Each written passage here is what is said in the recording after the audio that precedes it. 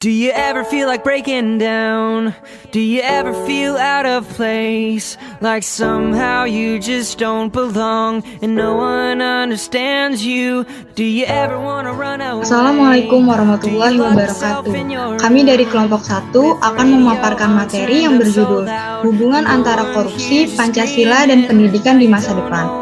Sebelumnya, izinkan saya memperkenalkan diri. Nama saya Anindya Azahra Puri Prananta dengan NIM 1701620042. Bersama rekan saya Amalia dengan NIM 1701620043, Anhori Hasan Saputra dengan NIM 1701619057, Hanifah Nurul Ma'arif dengan NIM 1701620021, Muhammad Rio Julianto dengan NIM 1701620067, Najwa Kristina dengan NIM 1701620055.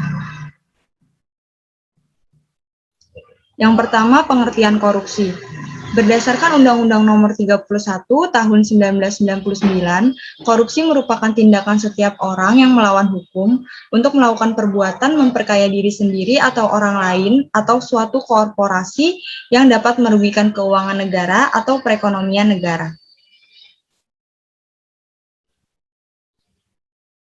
Hubungan korupsi dan perubahan pendidikan ke masa depan. Seperti yang diketahui bahwa korupsi adalah perilaku yang tidak mencerminkan dari implementasi perubahan pendidikan.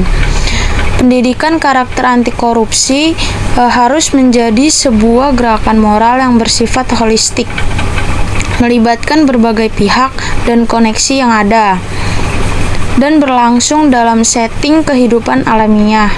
Melalui pengasuhan pembelajaran kewarganegaraan di akademi besar yang substansi kajian serta modul instruksionalnya mendukung, serta relevan dengan pembangunan warga demokratik berkeadaban. Perilaku korupsi berarti tidak mencerminkan pembelajaran kewarganegaraan. Dinamika korupsi bangsa Indonesia. Korupsi merupakan salah satu penyelewengan yang marak terjadi di Indonesia. Tindakan tersebut bukan hanya melanggar aturan negara, tetapi hal itu juga telah melanggar ideologi dan prinsip terhadap Pancasila. Untuk negara-negara yang sedang tumbuh seperti Indonesia, sangat rentan terkooptasi nilai-nilai asing yang cenderung berorientasi instan, serta orak mati, bisa menggeser nilai-nilai dasar kehidupan. Korupsi yang mengakibatkan distorsi nasionalisme, suatu fenomena sosial pada sebagian masyarakat Indonesia yang menggambarkan semakin pudar rasa kesediaan masyarakat untuk hidup bersama, atau lebih memilih hidup individualisme. Menipisnya rasa dan kesadaran akan adanya jiwa dan prinsip spiritual yang berakar pada kepahlawanan masa lalu yang tumbuh karena kesamaan penderitaan dan kemuliaan. Dalam Pancasila terdapat 5 sila, yang dimana setiap sila-sila itu memiliki arti yang berbeda, tetapi memiliki tujuan yang satu, yakni untuk menciptakan dan mewujudkan cita-cita negara Indonesia. Seperti yang telah dijelaskan, bahwa korupsi merupakan salah satu penyelewengan yang marak terjadi di Indonesia. Tindakan tersebut bukan hanya melanggar aturan negara, tetapi hal itu juga telah melanggar ideologi dan prinsip terhadap Pancasila. Dengan menyelewengnya tindakan terhadap Pancasila, hal tersebut akan membuat cita-cita yang didambakan oleh negara dan bangsa lama-kelamaan akan menjadi hancur. Maka dari itu, terdapat hal penting dalam tindakan korupsi terhadap Pancasila, yakni jika kita melakukan tindakan korupsi, sama saja kita telah menghancurkan Pancasila yang telah susah payah dibuat oleh pendiri bangsa kita yang berjuang mati-matian. Selanjutnya dalam sila pertama yang berbunyi ketuhanan yang Maha Esa.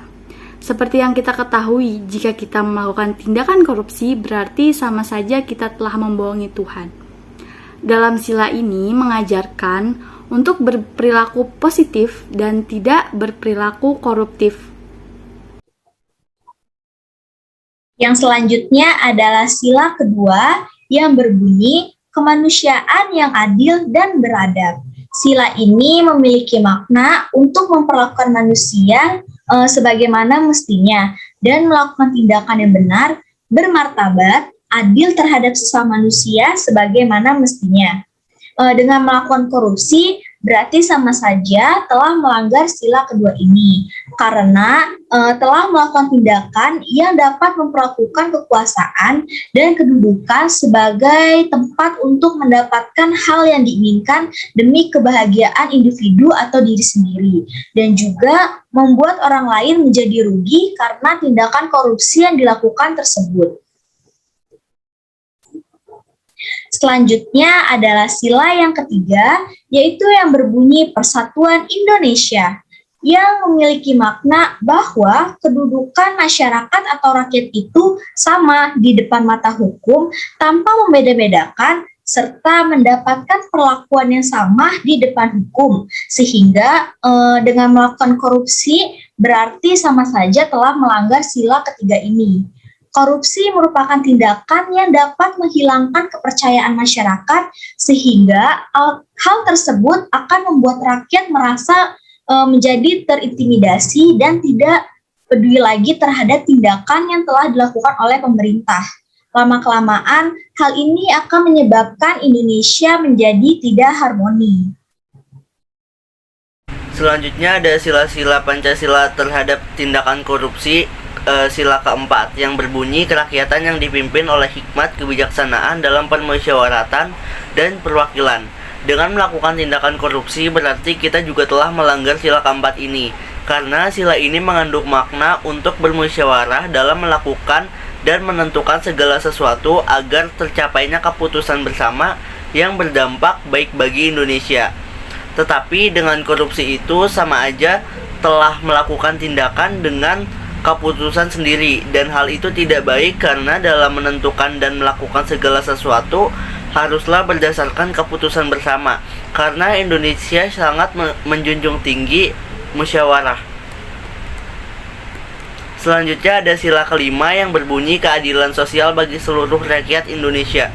Dengan adanya korupsi berarti telah melakukan tindakan yang melenceng dari sila ini, karena ini memiliki makna yaitu adil terhadap sesama dan menghormati setiap hak-hak yang dimiliki oleh masyarakat Indonesia. Dengan tindakan korupsi menunjukkan ketidakadilan antar pemerintah dan masyarakat. Dididik untuk mampu berpikir rasional, berpandangan luas, dan juga bersikap demokratis serta memiliki adab ya. Dengan pendidikan kewarganegaraan pula, mahasiswa juga dididik untuk menjadi ilmuwan yang memiliki rasa kebangsaan, cinta tanah air, yang disiplin dan bertanggung jawab. Nah, pendidikan kewarganegaraan yang berhasil itu akan membuahkan sikap dan mental mahasiswa, yaitu yang pertama beriman dan bertakwa terhadap Tuhan Yang Maha Esa, yang menghayati nilai-nilai Pancasila. Yang kedua, berbudi pekerti luhur, disiplin dalam masyarakat, berbangsa dan bernegara. Yang ketiga, rasional dinamis dan sadar akan hak dan kewajiban sebagai warga negara Indonesia. Yang keempat, bersifat profesional yang menjiwai oleh kesadaran bela negara. Dan yang terakhir itu mampu memanfaatkan ilmu pengetahuan dan teknologi untuk kepentingan bangsa dan negara. Nah, mungkin itu aja yang dapat kelompok kami sampaikan ya. Kurang lebihnya mohon maaf. Akhirul kata, wassalamualaikum warahmatullahi wabarakatuh.